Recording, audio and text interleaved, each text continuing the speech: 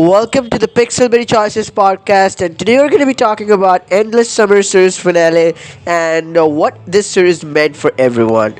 So, this series ended a long time ago now, and if you have been playing Choices for a long time since the beginning, then you know like what this series meant for Choices fans and how awesome it was. And if you joined later, you played this, you are appreciating this, and if you just read this or even if you haven't read this and you have just joined choices, let me tell you, this book Endless Summer is the book to play alongside the other books, awesome books.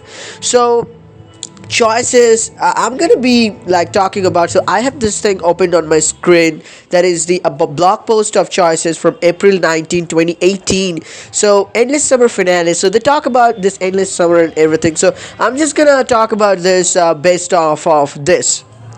So they say like now that choices have been made, tears have been shed, and the dust has settled, it's time for a look back at the end of the Endless Summer trilogy.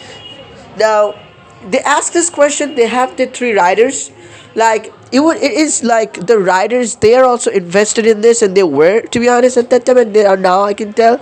So the series ended, but like how the response, just take a look at this.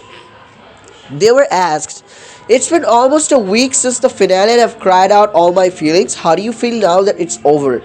One writer replied, to be honest, it hasn't completely sunk in yet. Having lived and breathed endless summer for almost a year now, I'm starting to feel just as maroon on La Hureda as the characters. There's certainly a deep sense of relief. Endings can be nerve-wracking to write, especially on a tight deadline. So I'm very happy that it's done and players are enjoying the conclusion of our journey together through time, space, and the self. So that's really interesting, and really really enjoyed, didn't we, guys? Because the time, space, self, and when I first started playing this book, it was awesome. Like the dream in the plane, and then everything that played out, like the anticipation built one by one, chapter by chapter. The anticipation kept building, and it was like awesome. Each book ended, we were craving for book the second one and what's gonna happen, and end was us in tears, that's for sure. Another writer replied, this was the first choices book I got to write on, and I immediately fell in love with the characters from books 1 and 2. It feels bittersweet to not be writing them anymore, but I'm proud of the send off we gave them. Another writer said, this was only a story about letting go and moving on, so it's time to do just that. These characters meant a lot to us, and we'll always carry them with us. Really, some characters are our friends, like Queen and that girl. So, like all the characters there, they were super awesome. Even if you remember Andrew Shavers, who is, if you remember, also the one who is the lead writer of Blades, he worked with this, and he, in his Twitter account, he posted this. Team Endless Summer gathered to brainstorm the last chapter ever and didn't play choices, and they were really sad, and they were looking. So this is a really old picture. I'm talking about 2 or 3 years ago. So I'm basically riffling the pages of history book. There were 3 choices in the final chapter. Which would you have chosen? One said, I love all 3 endings for very different reasons, but I'm closest to the option that involves Vanu. Andrew says, this is a weird answer, but I actually think the Rourke ending, on the surface, it seems bad, and it was a lot of fun writing the darkest timeline, but on playing it, I think there's actually a weird, hopeful undercurrent. The promise of a new adventure. I really love those. The battered heroes reunite against impossible odds, fighting together even if it means death endings, and I think the Rourke ending actually kind of promises that. The next question is something like this. Let's rewind. Brainstorms for Endless Summer kicked off during the summer of 2016. So, the work started a long time ago. I remember the story changed a lot in the process. Diego was called Ben, the title was different, and the trees were sentient. Can you talk about how Endless Summer took shape? So Diego was called Ben, so that's a really important information. One writer says, View. This series had a crazier backstory than its characters did. The premise went through a ton of iterations. We almost pulled the plug on it early in the process, and the wedding bride was originally going to be book one's big bad. But after dozens of hours of me and Andrew whiteboarding in a tiny conference room, we came up with the book one we have now. So we can see that.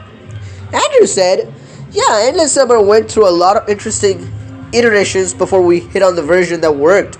There was a version where everyone on the island was your ex, and one where the island was actually the top of the sunken continent of Atlantis. Even the first full outline was pretty different, a lot darker. The island was full of plant zombies. There was a professor who got eaten, and Alistair ended up being a serial killer. Luckily, we figured out that we wanted something lighter, more heartfelt and adventurous, and I think we were all thrilled with the result. Yeah, it was nice, but Andrew, tell you what, if you would have gone with your ideas, I'm pretty much sure that you would have been still great. So, there's another post. Pixelberry team getting excited at their first look at the fully fictional Endless Summer Chapter 1. Hashtag play choice. It's another post. It's from 2016 or 17. Long time ago. Next question is, what was your favorite part of making Endless Summer a reality? What was the most challenging? Andrew says, from the start, Endless was conceived as an experimental series where we got to try new things. I'm just gonna pause here. It's not Andrew's words, it's my words. So Andrew is a great writer, and if you remember, he's also with Blades, as I said before. Blades is a great book, sort of like, Endless Summer. So we can imagine like this is going to be like Endless Summer. We don't know, like, but I mean, 3 books. Now, one thing for sure, like, Blades also was an experiment that they did, and it was successful, and so was Endless Summer. So you can see we want choices to do this kind of experiments more. He says the relationship system, the collectibles, the cutscenes, that one chapter in book 1 where I got to design an escape room, it was a total blast, and a huge thanks to QA for testing all our super complicated new stuff.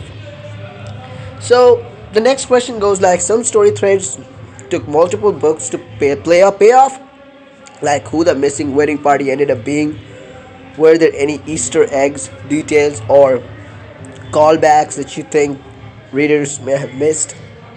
So excuse me.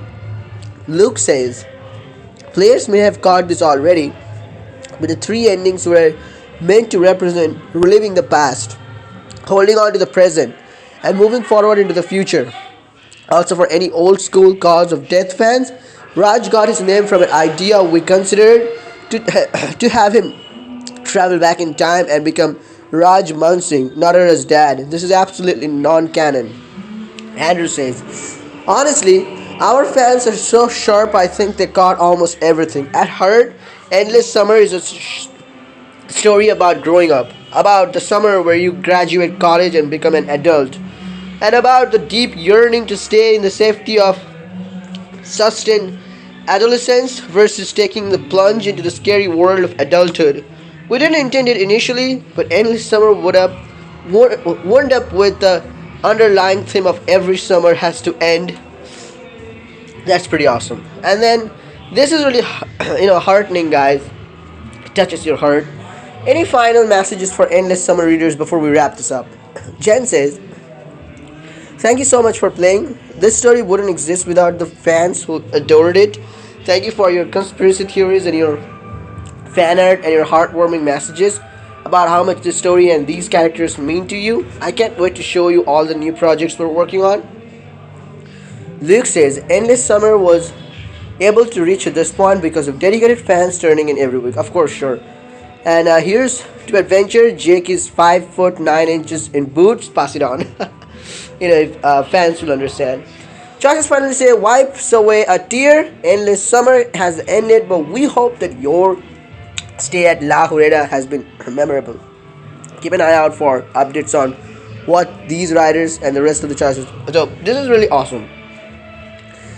I mean, let me know, guys. Just I'm gonna keep it short and simple too. I know I've talked a lot, but let me know, like, all the fans out there who are a big fan of this Endless Summer book. Just let me know, like, what do you think about Endless Summer? Comment below in the comment section. Let me know. Let's discuss in the comment section. Let's just talk. Thank you guys for listening, and bye.